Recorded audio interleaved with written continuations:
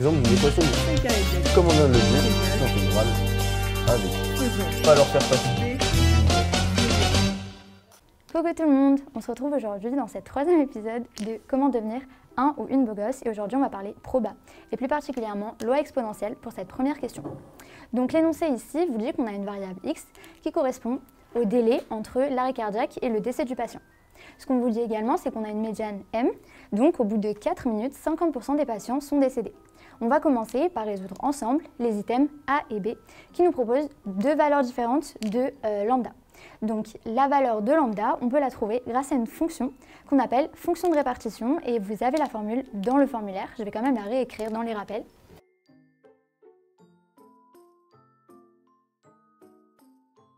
Ici, je répète, mais on a une médiane qui est égale à 4 et donc la fonction de répartition f de 4 est égale à 0,5.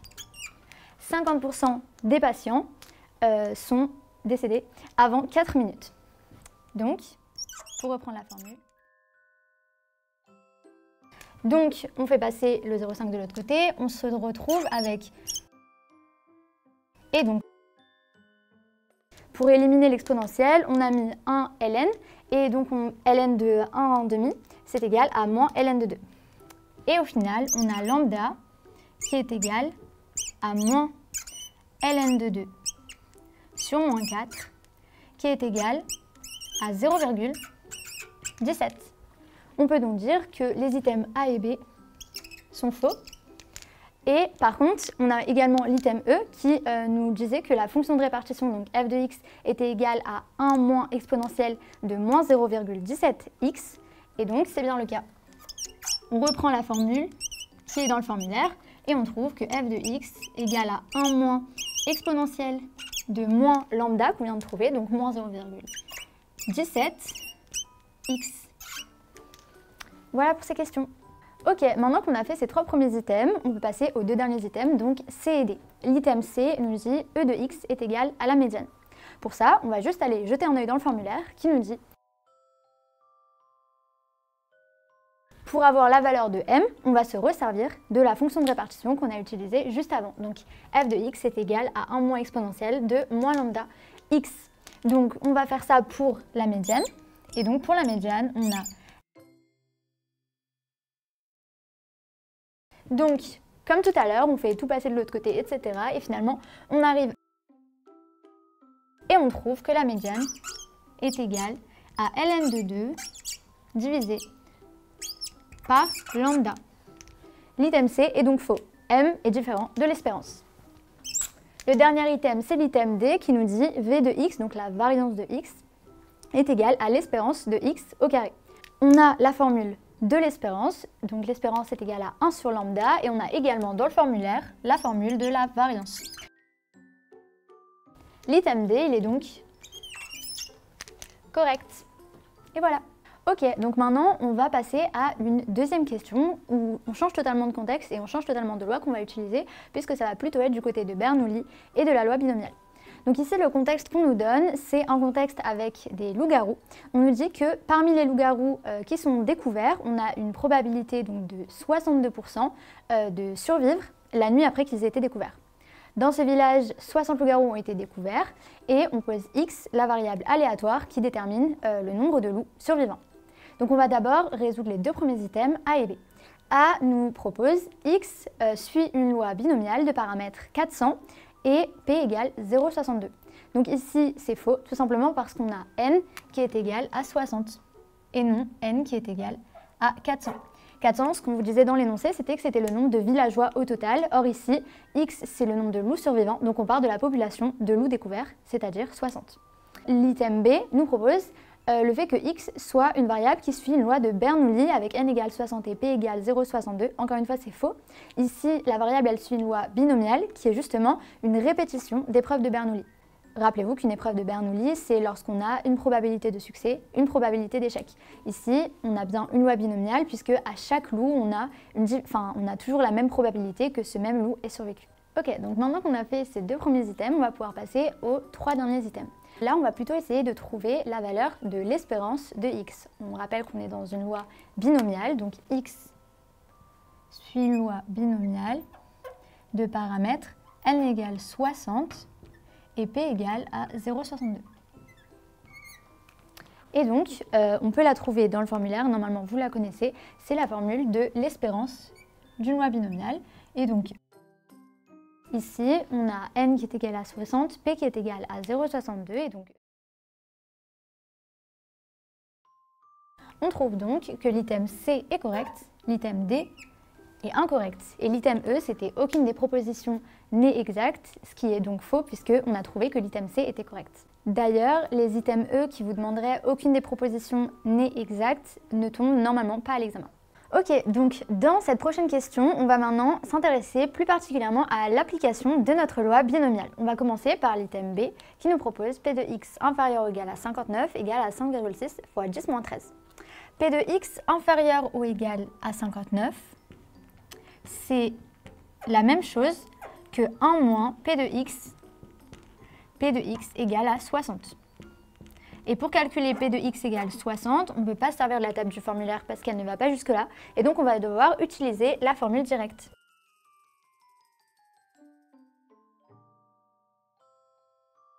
Au final,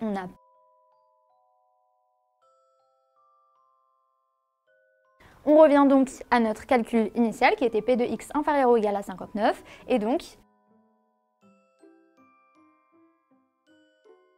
l'item B est donc incorrect. On passe maintenant à l'item C.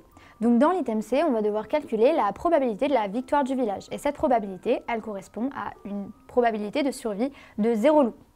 Donc P de x égale 0. 0 loup survivant.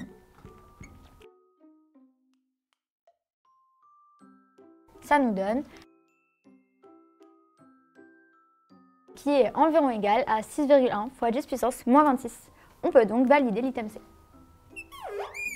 On va maintenant continuer par l'item A, qui nous dit la première nuit, la probabilité de survie des loups est supérieure à la probabilité d'une victoire du village.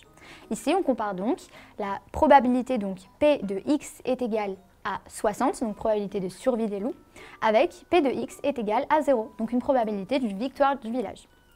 Avant, on avait trouvé P de x égale 60, environ égal à 3,5 fois 10 puissance moins 13.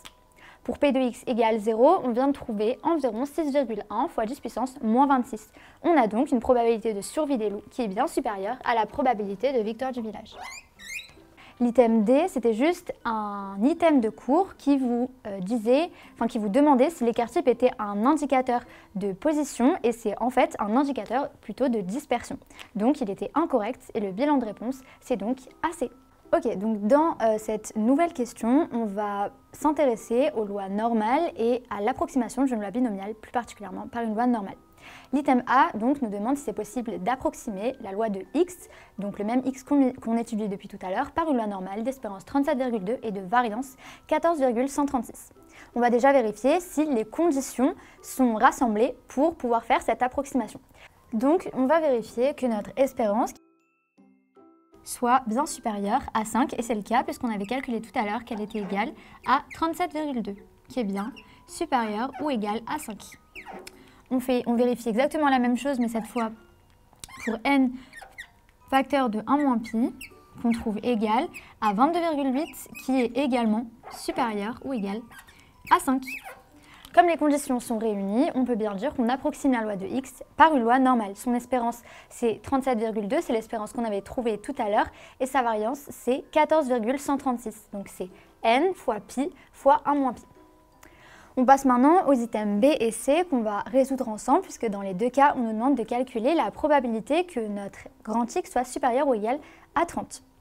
J'ai mis ici donc les différentes formules qu'on a besoin d'avoir en tête pour ça. On sait que P de x supérieur ou égal à n, donc n égale 30 dans ce cas-là, c'est égal à P de x moins micro sur sigma, qu'on va appeler U pour faciliter les calculs et l'expression plus tard, doit être donc supérieur ou égal à n moins micro sur sigma. On va donc exprimer tout ça avec les données de notre exercice.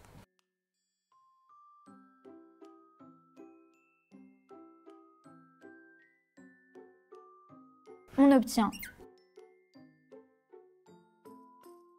Comme la loi normale, c'est une loi qui est symétrique. P de U supérieur ou égal à moins 1,9, en fait, c'est la même chose que P de U inférieur ou égal à 1,9. Et P de U inférieur ou égal à 1,9, c'est 1 moins P de U supérieur ou égal à 1,9. Donc ici, on a trouvé 1,9, mais on va l'approximer à 2 puisque ça va être plus facile de trouver le résultat correspondant dans notre table, la table que vous trouvez dans le formulaire, dont un extrait est disponible jusque-là. Et donc, P de X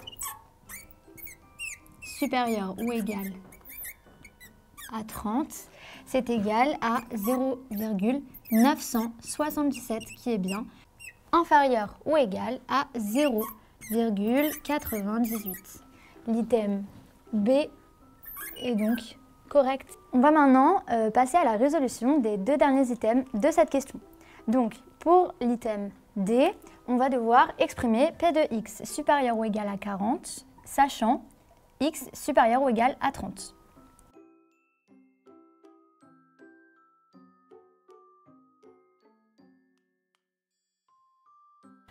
Or, P de X supérieur ou égal à 40 inter X supérieur ou égal à 30, c'est égal à P de X supérieur ou égal à 40.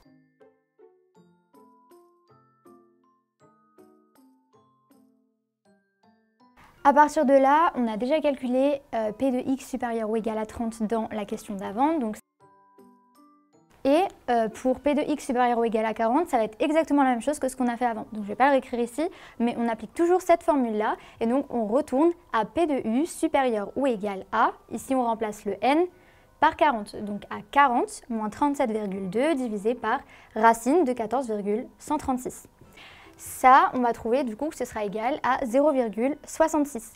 Et dans le tableau qui est dans votre formulaire, toujours le même, 0,66, c'est associé du coup à un bêta qui est égal à 0,258. Au final, on trouve est égal environ à 0,264, qui est bien supérieur ou égal à 0,2. On peut donc invalider l'item D et valider l'item E. C'est tout pour cette question. Ok, donc pour cette nouvelle question, on va plutôt faire de l'application de formules, en particulier des formules de la somme et de la variance, et aussi de la moyenne. Cette fois aussi, on prend en compte 10 villages différents. On a S de 10 qui est la somme donc de x1, etc. jusqu'à x10, et la moyenne de 10 qui est égale au quotient de la somme divisé par 10. Le premier item, il nous propose donc P de x1 égale 3, inter x1 égale 4, qui serait égal au facteur du coup de la probabilité de x1 égale 3 avec la probabilité de x1 égale 4. Donc cet item, on peut d'ores et déjà dire qu'il est faux parce que x1 égale 3 et x1 égale 4, ce sont des événements qui sont incompatibles, donc leur intersection, elle est nulle. On va ensuite passer au deuxième item. Et le deuxième item, il concerne donc l'espérance de la somme, l'espérance d'une somme. Donc ici, E de x1, on l'avait déjà calculé tout à l'heure, on avait dit que c'était égal à 37,2. Et donc ici, pour l'item C, on veut la même chose, mais avec la variance. Donc cette fois, on s'intéresse à la variance de cette même somme. La variance, dans le cas où les événements sont indépendants les uns des autres, ce qui est le cas, comme on nous le précise dans l'énoncé. Donc la variance, c'est exactement la formule qu'on nous a mis dans l'item, et donc on peut également valider cet item. Ok, donc maintenant, pour ces deux derniers items, on va s'intéresser à l'espérance et à la variance d'une moyenne. D'abord, la variance. Donc on avait déjà calculé tout à l'heure la variance de S10, donc la variance de M10, la moyenne, c'est égal, donc, égal à 10 fois la variance de x1 divisé par 10 au carré. Et donc, on va donc invalider cet item. Il ne nous reste plus qu'un item, et donc c'est l'espérance de M10. Pareil, on a ici la formule, et donc on va l'appliquer avec les valeurs qu'on a. E de la somme, c'était n fois E de x1. On barre le n en haut et en bas, et au final, on trouve que E de M10 est égal à E de x1. On peut donc valider cet item. Et voilà. Cookies. Clap. Bonjour.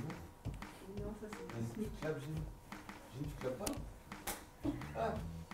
Et là, vous vous demandez, mais qu'est-ce qu'elle fait là, celle-là? Hein? Tu t'es trompé là, attends. T'as oublié qu'il fallait écrire à l'envers. Mais une probabilité d'échec. Ok. Ici. Il reste 2 items et après j'ai fini. Et voilà.